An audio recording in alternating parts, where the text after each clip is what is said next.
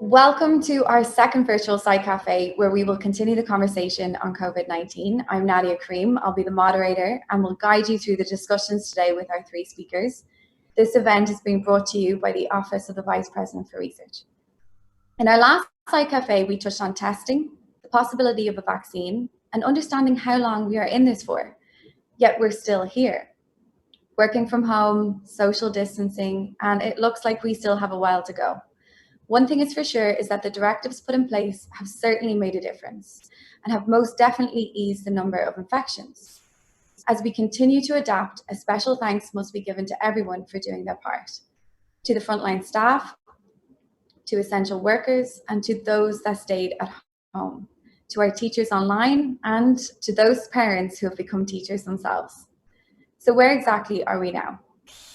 As we now understand, COVID-19 has led a rapid response around the globe, especially with regard for reliable testing kits, reagents that are used within these kits, and personal protective equipment, or PPE gear.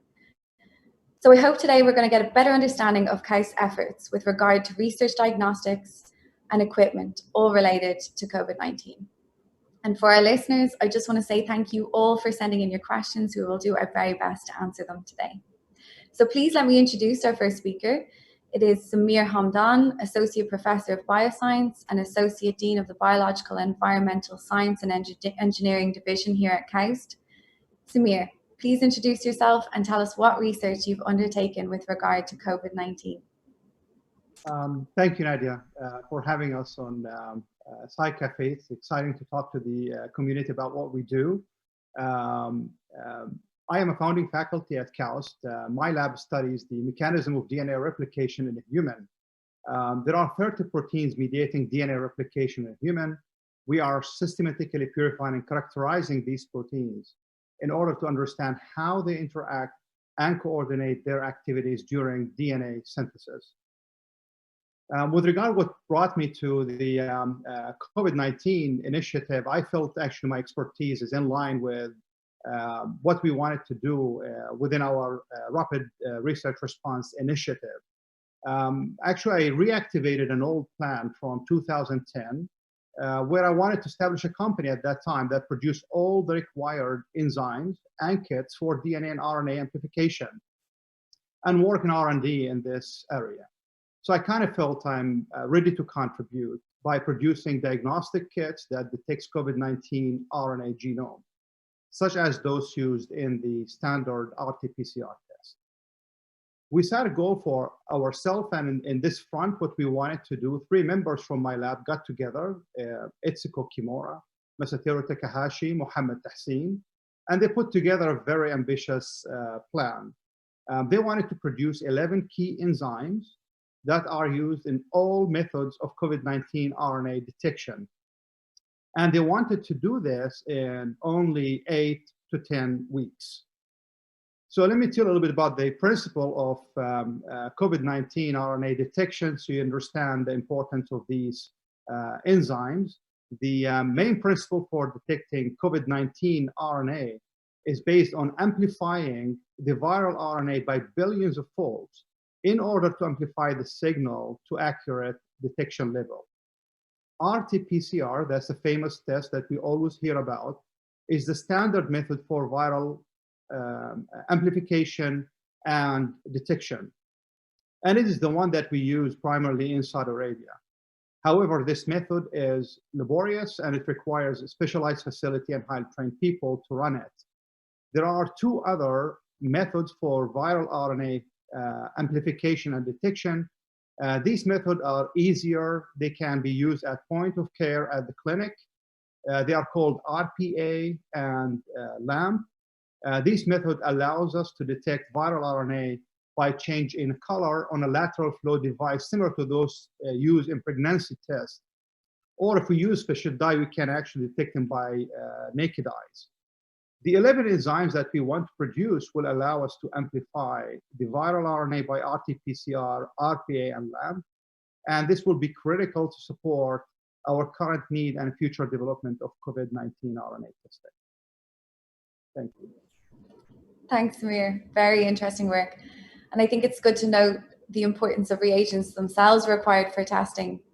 We're not just relying on the number of tests themselves, but also the reagents used. So next, allow me to introduce Xin Gao, Associate Professor of Computer Science and Acting Associate Director of Computational Bioscience Research Center. Xin, please tell us about your current activities in relation to COVID-19. Thank you, Naadiya. I have been leading this group called Structure and Functional Bioinformatics Group, which is affiliated with both the computer science program as well as CBRC, where my group works on the intersection between computer science and biology. In particular, I do two types of research. The first one is theoretical machine learning, for which we develop theories, algorithms, and methodologies related to machine learning questions and problems. And the second one is more mission-driven and problem-driven, for which we develop algorithms and machine learning techniques and customize them to solve open biological and biomedical problems. So to combat this COVID-19, I have been mainly working on three types of problems. The first one is CT scan-based diagnosis for COVID-19. So our experience, especially the early ones in China, has shown that the techniques like RT-PCR that Samir mentioned, although should work perfectly in the lab, but in practice, due to sample preparation, transportation, and the performance of the testing kit, can have a relatively high false negative rate. So in this case, people have been routinely used CT scans as an orthogonal source of information for diagnosis. And my group has been working on developing AI-based diagnosis system to help fully automatically read, analyze, segment, and quantify the infection volumes from those CT scans.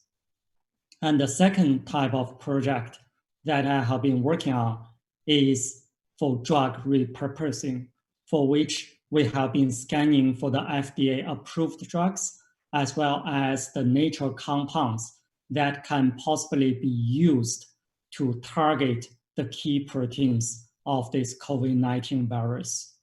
And the third type of project is sentiment analysis, for which I have been working together with Professor Takashi Gojobori and Professor Xiangliang Zhang to download Twitter data in 8 different languages, analyze those with data mining technologies to see how the feeling is propagated and how is that correlated with the outbreak.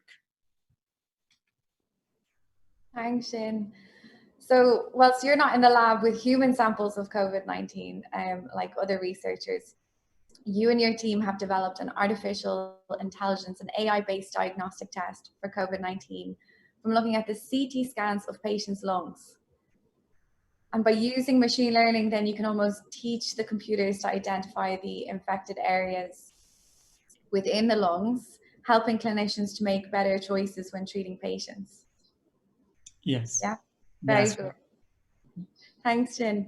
Right, our last speaker is in fact not a faculty member, but is an integral player within the rapid response against COVID-19 here at KAUST. Please let me introduce Barry Hogan, Facilities Director for Marine Maintenance and Fabrication Core Labs. Barry, how have you and the KAUST Core Labs been contributing to the response of COVID-19? Thank you, Naadiya, and also a pleasure to be invited here to the second series of COVID-19 Sci-Café, and a pleasure to inform the community of our activities. So my name is Barry Hogan. I've been at KAUST for 6 years, and I'm currently a Facilities Director within the KAUST Core Labs.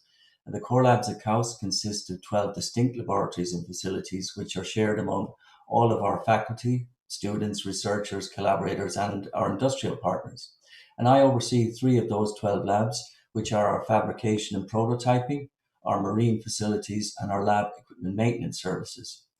So within those 3 core labs, we essentially have several COVID-19 activities that are in collaboration with different entities in the kingdom. And these projects, I would say, are at the practical end of the spectrum. So very much in the development, prototyping, and less so on the research. And they take full advantage of the deep expertise that we have in engineering, design, fabrication, but also of the extensive and diverse manufacturing capabilities that we have. At least for a university, it's quite impressive. So the projects involve the manufacture of PPE, personal protective equipment, and breathing assistant devices. So if I take the PPE first, I'd like to show you one here that we have designed or we have manufactured. So basically, the World Health Organization highly recommends that anyone within frontline care should require these face shields. And the one I'm showing you here is the design provided by McLaren Racing, which is an industrial and research partner with KAUST. So essentially what it is, it's in three parts. We have the transparent shield, we have a 3D printable headband, and we have a silicone strap at the back. So we've made as many of those as we can, including giving about 100 or so out to our KAUST medical staff here in the clinic at KAUST. We also have some other designs ongoing. I'd like to show you this one. It's a simpler version. What we want to do here is to make a one material design, and instead of using additive manufacturing, we just want to use subtractive. We just take simple sheet material and we simply cut the profiles needed to be able to put in the different notches and assemblies so someone can assemble it quite quickly. More useful for rapid and scalable, possibly disposable type shields.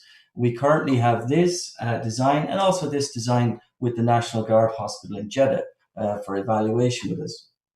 And I mentioned breathing assistance devices. So we currently have two projects running in parallel, and both are running with two well-respected Saudi companies of Olion and AEC, the Advanced Electronics Company. So Olion, of course, have a very close relationship with KAUST, including being on our board of trustees. They are a diversified private company across many sectors, and one of those sectors is extensive capabilities in manufacturing at a much larger scale, of course. So they've asked us to help with the design and prototype of a rapidly deployable breathing ventilator type device. And assuming that we're successful in meeting all those medical requirements, which we're working through, they would be able to use their extensive network, their supply chain, to be able to scale these, and if needed in a crisis, be able to deploy them. The second company I mentioned was the Advanced Electronics Company, and they're based in Riyadh. So they're considered a national leader in modern electronics and related manufacturing, and they're supporting industries in defense, security, ICT. So they're looking to build a ventilator that is currently being released off patent by the Medtronic Medical Device Company. So Medtronic have essentially released all the drawings, firmware, software, etc., to reproduce a ventilator that was commercially available a number of years back for anyone to do so. And while this pandemic continues to be in existence, companies and those are free to actually manufacture these. So what we're providing for AEC on this is basically a manufacturing study and a manufacturing assessment to look at the 100 or so parts involved and look at the feasibility and options for manufacture to support them also in linking with contract manufacturers within the kingdom. So that's a summary of the three projects that we currently have in sort of engineering, design, fabrication, I would say, Nadia. Thanks, Barry. Really excellent. I'm very impressed with manufacturing capabilities and collaboration efforts demonstrated by the KAUST Core Labs. And fantastic to know that the face shields have been developed and are also in use as well. So I think the next question might be an obvious one. As we here in Saudi Arabia have now entered week 7 of working from home and week 5 of having a curfew, we united with the majority of the world who are in lockdown. But we're also united in the fact that we're still trying to find reliable diagnostic tests and PPE gear. So what are the challenges that you all currently face? Samir, perhaps you could start us off on that one. Thank you, Nadia. Let me answer this question actually within the context of the challenge that we face in general in scaling up the number of testing by RT-PCR, for example, the primary use method in Saudi Arabia. As mentioned by my colleagues and you, there are many reagents needed for RT-PCR tests. You need a nasal swab, You need the personal protective equipment that Barry mentioned, and they're trying to manufacture here to take the nasal swab with safety. You need kits for extracting the viral RNA. You need RT-PCR diagnostic kits that needs components from multiple sites. So there are there's heavy stress on the production of these reagents, and this is one of the reasons why we can't scale up rapidly the number of tests. In this front, I would like to make our first contribution by assembling homemade RT-PCR diagnostic kits. To do this, we need two key polymerases for RT-PCR, Taq DNA polymerase and reverse transcriptase. We started to produce Taq DNA polymerase. We produced enough amount for 2 million reactions already. This is worth over $1 million if you buy it from the market. We started the production of reverse transcriptase as well. And our goal as a prototype here, in collaboration with Professor Arnab Payne and Professor Mo Lee, is to assemble RT-PCR kits for 15,000 reactions. We did back of the envelope calculation. The cost of these kits will be 10 times less than buying them commercially. To overcome the shortages of RNA extraction kit, because that's a bottleneck that a lot of us are facing, my colleague Mo Lee and I are working on alternative and simple approaches. Now, the second thing, if you want to increase number of COVID-19 RNA testing, we need to cut down on the logistics that had been mentioned. We need to develop new point-of-care tests that can be performed at the clinic. And here my colleague Magdi Mahfouz, Professor Arnab Payne as well, are working on developing such tests. My lab is working on producing all the required enzymes for these new tests. So now with regard to challenges we are facing at KAUST and to keep going with our work and execute our plans, we started to work only 4 weeks ago. And we had to, in my specific case, and this is related to other colleagues in the Rapid Response Research Initiative team, that we have to overcome. The first challenge is working under lockdown condition and with limited access to supply. And here really VPR office, LEM, facility management, procurement did excellent job in supporting our work under these conditions. For example, we have to have a critical badge to access the lab. Limited number of people can get in and work. The second challenge that I face in my own project is that I have to deal with patent issues for these enzymes. So we had actually to use earlier versions of the enzymes where the patent expired, navigate our way through these patents, and modify these enzymes in a way that they will do what we need in the diagnostic testing.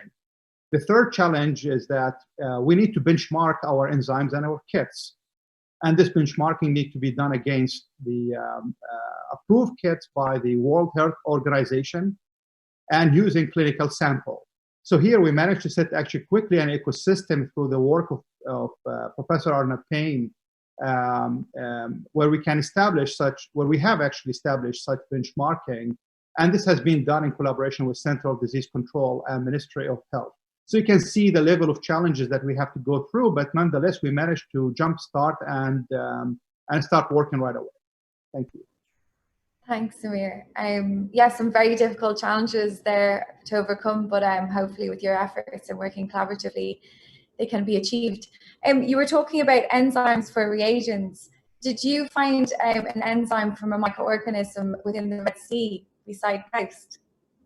Yes, this is actually is something that I'm excited about personally, because we have been actually isolating DNA polymerases from the prime pools in the Red Sea, and we patented these polymerases and actually start to engineer them even to do different functionality.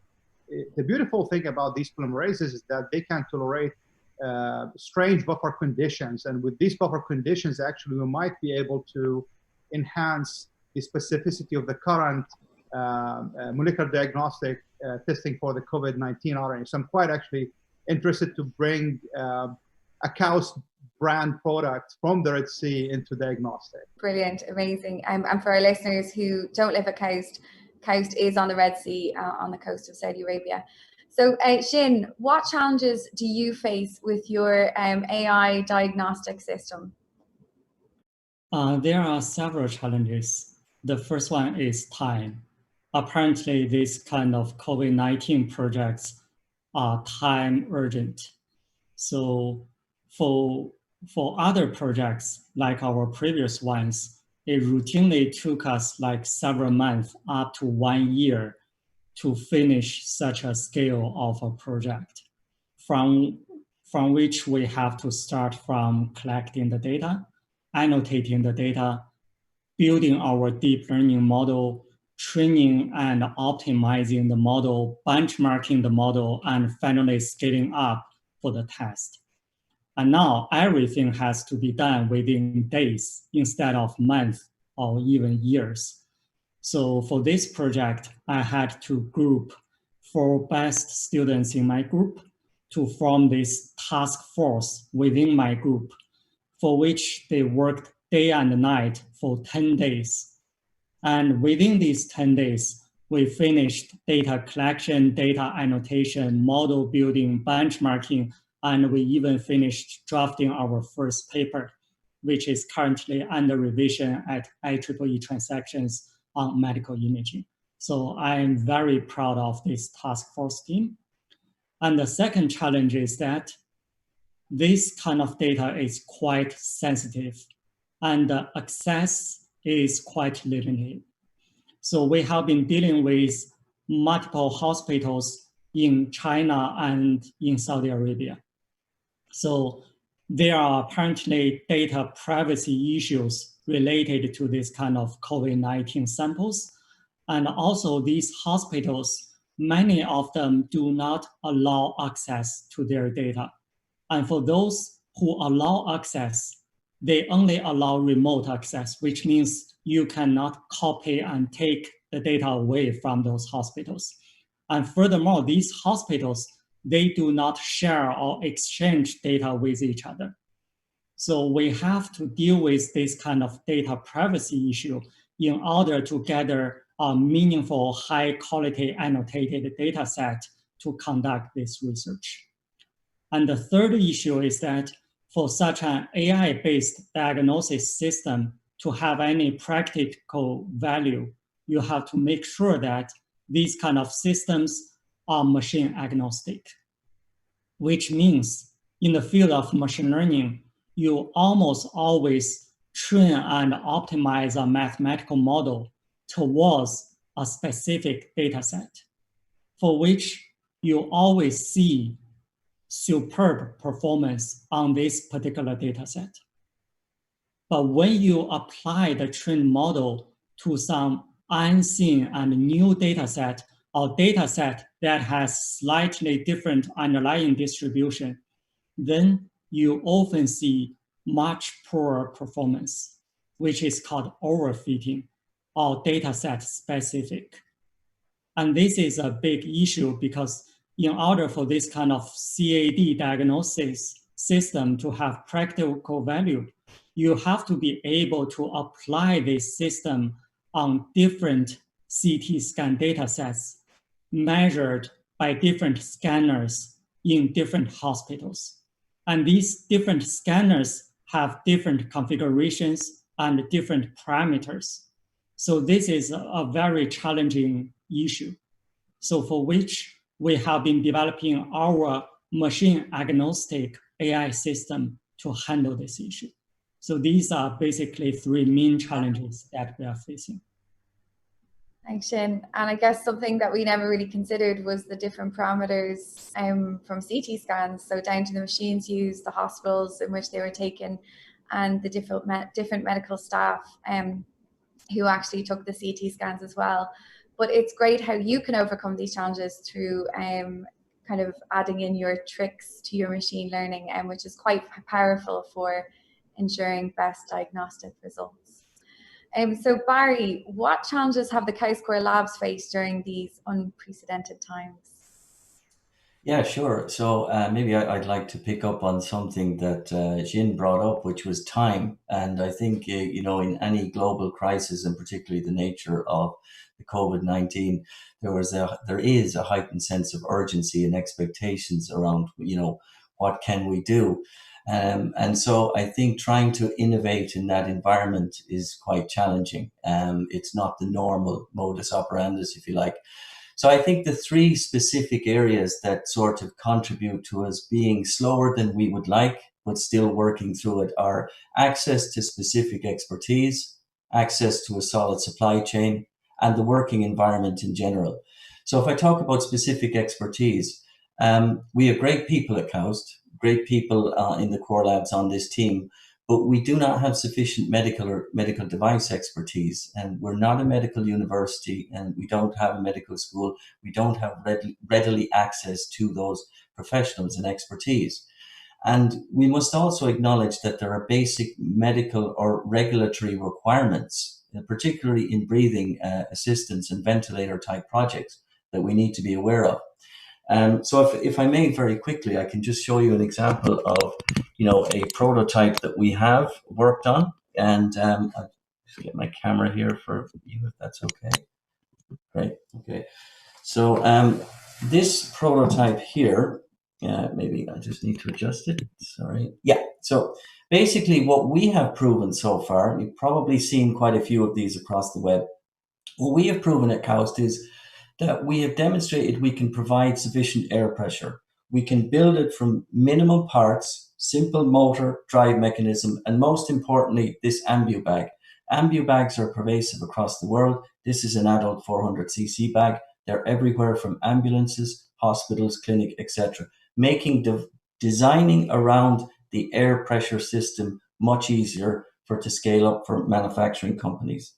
We also have proven here, if I just quickly hold on, we can provide reliable, repeatable pressure on the system, and we can modulate that to the frequency required. We know that we can deliver the simple analog device. In other prototypes, this will be digitized. We know we can deliver at least the right amount of ventilation.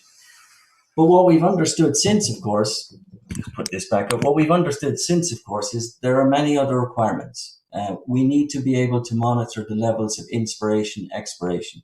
We need to have basic alarm requirements when it starts to malfunction or when it's going out of range. So what we've done is we've taken a publication from the UK, which is basically released to guide those who are doing rapid response ventilator manufacturing. And they list the absolute must-haves for a ventilator to be, or breathing assistance to be safely deployed for a patient in a hospital.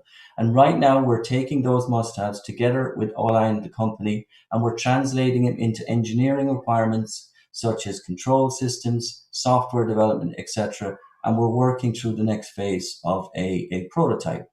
But I must point out that it is our duty to manage the expectations and communicate what strengths and, importantly, limitations that we have in such of these projects. And that's what we're doing. I think it's a sum of many different attributes that will be successful in this project, and we're happy with how we're progressing on that. In supply chain, it's very simple. If I go back to this, we wanted to make a very simple unibody face shield so that it can be rapidly manufactured, and we give it the blueprints to contract manufacturers, in Saudi Arabia. What we've learned is going to laser cut, which is less than 30 minutes compared to 3 hours.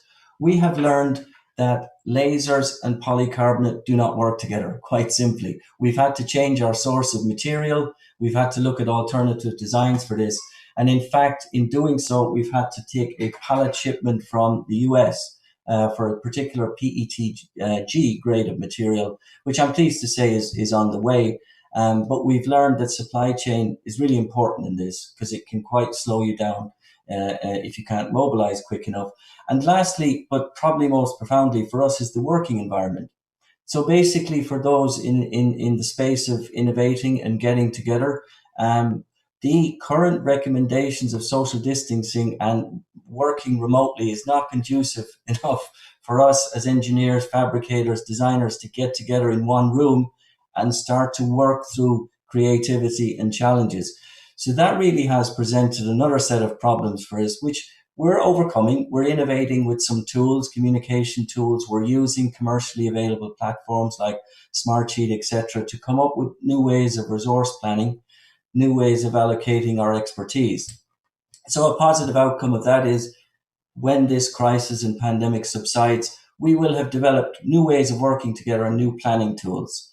But nonetheless, it has been challenging to innovate in a virtual environment. Thanks, Barry. Yeah, some really good points made there with regard to time. These virtual meetings in order to develop products, I mean, that must be super hard. And then your supply chain. And we know in Saudi Arabia, the international and domestic flights are all grounded. So I can only imagine the pain that's brought to you. So we keep hearing of this phrase, herd immunity. What exactly does it mean? Maybe Samir, you can tell us a little bit about that. I can take that. So herd immunity is once you have large number of your population have been already infected and they have developed immunity to further infection. So we say the community managed to develop herd immunity. So that's what herd immunity is. Achieving it is a bit critical in the case of COVID-19. And the reason why is COVID-19 is quite infectious. So if you want to achieve herd immunity, you would need something like 70% of the population to have been infected. And technically speaking, to do it, you really need to have good strategies. You can't just let the population go alone and try to develop their own herd immunity, because you have vulnerable part of the population at risk. So you need, first, you need reliable serological testing for antibody detection. Currently, the quality of serological testing is poor, and this is one of the reasons why we can't accurately determine the number of previously infected people. So that is one of the logistics that you really need to guide your herd immunity strategy.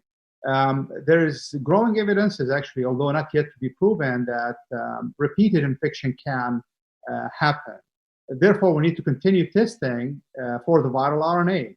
And with this, we cannot just rely on RT-PCR. It's a very slow method. So we need accurate and rapid testing that can be performed at point of care. Another thing that you need to also increase the population actively through vaccines. So hopefully when vaccine is out there, I know the production might not be great in the beginning, but at least if people start to receive it, you will help in building that herd immunity. So the concept is there. We hear a lot about it, but the bottom line is that herd immunity will take time, and it does need a strategy. Thanks, Samir. So I think we've seen the difference between countries with regard to testing. America are definitely in dire straits. Germany started its diagnostics very early on and at quite a broad scale. And a lot of countries, including my own, Ireland, they have drive-through testing facilities. And in Saudi Arabia, I think we've seen on the media, they've been going around to people's homes and actually just testing right outside their homes. I think we've seen pictures of places like Al Balad in the media. And right now, on the day that we're recording this, we stand at 17,522 infected Saudi population in Saudi that we know of. But there's been 13 cases in Coast where we are alone. So can we talk about why are we not testing at Coast? I can also take that question. So here, actually, we've been discussing this idea of testing at Coast. But we have to understand, we are, as you started actually, and my colleagues also elaborate, we are a research university at the end. We're not a company. And research university have capacities. For example, if you look at Francis and Crick Institute in London, this is like the jewel of the UK when it comes to DNA replication, repair, recombination, and their ultimate goal is 2,000 tests per day. So that gives you the scale that a research institution can do. So for us at KAUST, we have some logistic challenges. And the first one is when you take the swab sample, you have to deal with that sample as in a BSL-3 lab. And we don't have BSL-3 labs. So that's one challenge. Alternatively, you have to go to trizol buffers, and there you can assume that the the virus is dead. And this has been actually happening. We've been getting samples this way, but we still want to deal with it with care. And the process of extracting RNA is laborious. So we did actually back of the envelope calculation. We could easily do a few hundred tests per day if we go in that direction. But one thing that will break it for us is if we can come up with alternative ways to extract RNA and handle the sample in a fast way and handle the sample better. So the idea is there. There are challenges, and we are actively thinking about it, and I hope we'll be able to implement it at cost. So this BSL-3 lab that's needed, that's required to take in this kind of the COVID samples, and there's only one in Saudi Arabia, right? I think there's one at KAU, if I am not mistaken, and I think that's probably one of the only ones, I think. Yeah, I think, and that just kind of puts it into perspective. If there's only one in the kingdom, just at the level of what we can actually do, and manage the expectations of what we can actually achieve. So one of the questions from our listeners mentioned the high number of asymptomatic cases, which we've all been hearing about, and they wanted to know: are we testing more aggressively than the rest of the world? And what is known about the false positive rate for the coronavirus test used in Saudi Arabia? So all the cases at KAUST are confidential, and we don't know actually the status of their symptoms. So we have to make sure that this is well understood when we talk about this issue. However, in general, we are a very young population, and Saudi Arabia also is a very young population. So you expect to have more asymptomatic cases among us. The positive cases that we have at KAUST are tested by RT-PCR. That's the mode of testing in the country. Generally speaking, if it's performed by a qualified person using certified reagent and the sample was handled well with accurate RT-PCR kit, it's very good when it comes to positive cases. As Xin Gao mentioned, when it can give you actually false negative if any of these break down in the process. So I anticipate actually this has been measured accurately. So the best way to combat this is to continue doing what we are doing, maintain social distancing, and we have been doing that for several weeks. And it will be also very helpful for us if we can have some aggressive testing, not just at KAUST, but everywhere, as is currently happening in the country. So I would say we are not testing actually at KAUST actively yet. Brilliant, Samir, thanks. So Barry, since KAUST is not a medical school, and nor is it an R&D facility, yet we've responded so rapidly, what are the lessons learned from your experience? Yeah, I mean, I think one of the key lessons in terms of this COVID-19 pandemic has been, it would be really beneficial to understand where the expertise is within the country to be able to assimilate and come together fast and work together on this problem. So I think from my perspective, having observed the various projects closely, that limitation does exist. Where are the expertise and capability within the kingdom? And more importantly, what does not exist? And is that okay? And I think a learning outcome for this would be, it's almost like we would need a manufacturing menu after this. If we take this as at least from a manufacturing perspective, if we take this as an example, what could we do better in the future?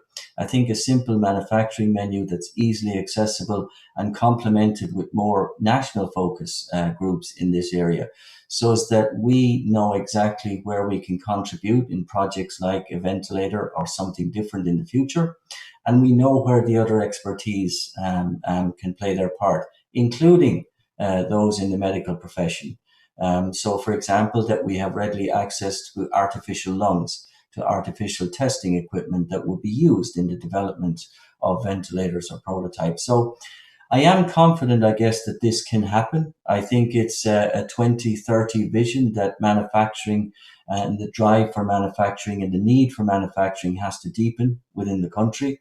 And I think it's a good opportunity to take a look at this pandemic as a very good scenario of where our shortcomings are, where our strengths are, and what we might need to do in the future. Thanks, Barry. Does Sure. anybody else have anything to add to that? Definitely going to be a more R&D focused future for Saudi Arabia, and we most definitely need to be collaborative. So I think, I mean, that's probably a good place to stop. I just wanted to ask all three of you, is there anything else that you'd like to finish with? Sure, I can. I would like to finish with something on this COVID-19 crisis, because when you look at it, actually, it does create also opportunities for us in the country, and it's in line with what Barry was mentioning. So I recently attended Ministry of Education conference on COVID-19, and I can see actually that my colleagues in Saudi universities and hospitals are taking this as a wake-up call. So are we at CAUS. We are taking it as a wake-up call. There is determination from everyone in the country to become independent in building infrastructure for dealing with the current and future crises like this. And this thing we really need to work as a country, as in collaborative manner, as Barry mentioned. Really, none of us can do it alone. And from our end, actually, I'm quite confident that CAUS will be able to do something through the and contribute through the Rapid Research Response Team. But when I look at it, I always say to myself, it's not important to start set up expectation and just sit up and watch and who's contributing to this crisis. But what is important is actually to continue this energy as a country, so that we are not vulnerable in the future. And I'm sure many countries around the world are learning this lesson very hard right now. And I really hope the country will look at it as a security and move forward as part of Vision 2030. Thanks, Samir. Okay, I think we'll leave it there. And I just want to thank the three of you for chatting with me today. I think what you're all doing is absolutely fantastic. I know you've worked very hard without weekends and sacrificed your time for others, as well as going through this pandemic like all of us. I know that you have your families at home and children doing school from home. So thank you, and thanks to your amazing teams behind you as well. And as we've heard today, I think this is very much a collaborative and united effort. For our listeners, if you want to know more about KAUST research with regard to COVID-19, please Google R3T KAUST. And thank you to our listeners who have tuned in. We hope you're all doing safe at home and you're maintaining your mental health during these uncertain times. Thanks, and stay safe.